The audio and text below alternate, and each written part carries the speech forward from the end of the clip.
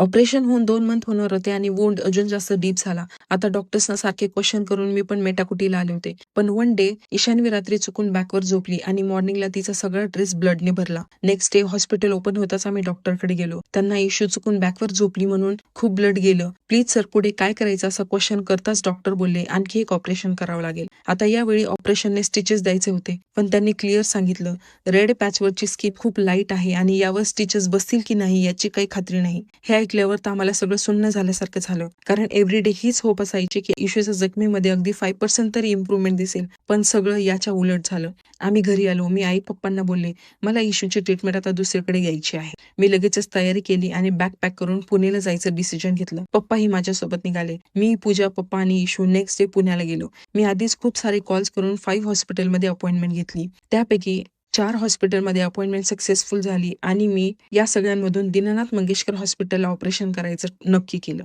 Because ते doctor खूप जास्त एक्सपिरियन्स्ड होते आणि त्यांनी मला असा विश्वास दिला की हे खूप नॉर्मल आहे, होईल सगळं ठीक. आपण याला स्टिचेस देऊ. पण या अगोदर त्यांनी मला 8 डेजचं मेडिसिन अँड ऑइंटमेंट चेंज करून दिलं. वुंडमध्ये काही डिफरन्स दिसतो का हे ऑब्झर्वेशन करायला सांगितलं. इफ ऑइंटमेंट आणि मेडिकेशनने काही डिफरन्स नाही झाला की आपण वुंडला स्टिचेस देऊ आणि त्यांनी मला नेक्स्ट फ्रायडेला व्हिजिट करायला सांगितलं.